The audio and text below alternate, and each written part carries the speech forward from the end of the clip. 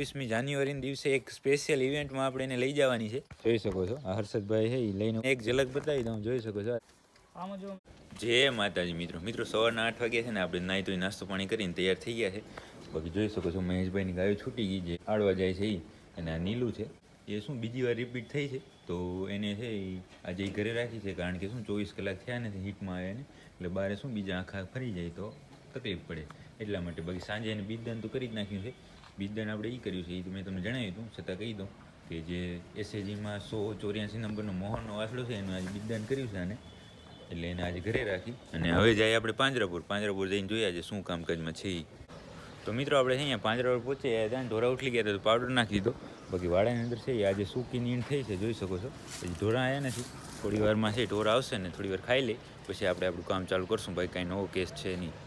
તો મિત્રો આપણે થોડી વાર રાહ જોઈ ત્યાં બધા ઢોર આવી ગયા છે તમે જોઈ શકો છો અને આપણે છે ટ્રીટમેન્ટ હવે ચાલુ કરી નાખીએ. જે ઓપરેશનવાળી ગાયો છે એને આયોડિન નાખી દઈએ જે ડ્રેસિંગનું કામ છે એ જોઈ લે.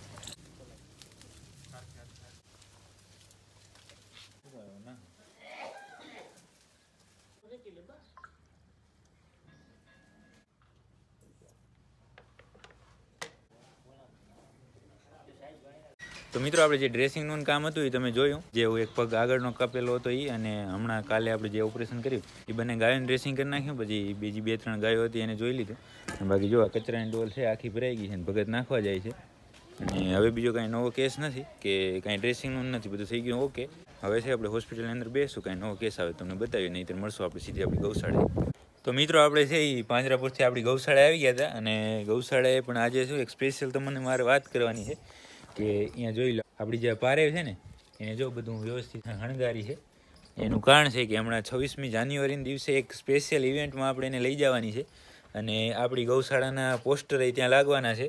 તો એ બધું તો અત્યારે હું તમને નહીં કહું પણ અત્યારે ખાલી તમને હિન્ટ દઈ દઉં કે 26મી જાન્યુઆરીના દિવસે આ જો અત્યારે આને બધું ભડકે નહીં ત્યારે એટલા માટે જો આ બધું કરી છે અને બાંધી છે આજે પહેલી વાર. અને બીજું આ જો લાકડીને બધું શણગારવાનું કામ ચાલુ જ છે. અને બાકી આ પારે અહીંયા બાંધી અલગ કરી અને અલગ અહીંયા બાંધી છે એને. અને હવે આપણે જે આ પાછળ તો અત્યારે તો કાંઈ છે નહીં પણ અત્યારે થોડીક વારમાં ફોટોશૂટ ને એવું બધું થવાનું છે એ જો અહીંયા હાજર રહીશ તો તમને બતાવીશ. એક સ્પેશિયલ ઇવેન્ટ માટે આપણે બધી તૈયારી કરીએ છીએ. બાકી જોઈ લો બધા બેઠા છે અને નીણ થોડીક વાર પહેલાં નાખી દીધી છે. અહીંયા જો આ પોપટ અહીંયા છે અને હમણાં થોડી વારમાં છે કેમેરા ને બધું આવશે અને પછી આપણે અહીંયા ફોટોશૂટ ને કરવાનું છે પણ એ બધું અત્યારે તો કાંઈ નહીં પણ ધીમે ધીમે તમને ખબર પડશે. અને બાકી એક જિલ્લા લેવલની ઇવેન્ટ છે અને એ ઇવેન્ટમાં આપણી ગૌશાળાના પોસ્ટર ને બધું લાગવાનું છે તો એ જોજો આગળ. અને અત્યારે જે ફોટોશૂટ થશે એના માટે લાકડીનું ટ્રેડિશનલ કરવાનું છે તો એ અમે તૈયાર કરી નાખીએ અને પછી તમને બતાવું. તો મિત્રો આપણે જે ફોટોશૂટ માટે લાકડી શણગારવાની હતી એ શણગારાઈ ગઈ છે. હવે હું તમને એ બતાવું. જોઈ શકો છો આ હર્ષદભાઈ છે એ લઈને ઊભા છે. જો કેવી સરસ શણગારી છે ને જો આખી લાકડી. અને આનાથી હમણાં આપણે ફોટોશૂટ કરવાનું છે. તો હવે જોઈએ આગળ ફોટોશૂટમાં ને ઘણું આપણે બતાવીએ કે કેમ એ જે પ્રમાણે યોગ્ય હશે એ પ્રમાણે નહીંતર તમને બધું 26 તારીખના જોવા જડશે.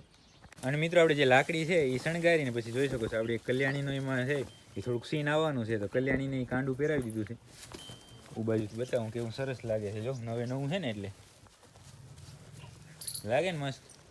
અને બાકી જો આ લાકડી લઈને આવી ગયા હર્ષદભાઈ. હમણાં થોડી વારમાં ફોટોશૂટ થશે પછી ગાય ધોતા હોય ને એવું બધું છે તો એના માટે છે આપણે કલ્યાણીને છે એ કોટિયું પહેરાવ્યું છે નવું.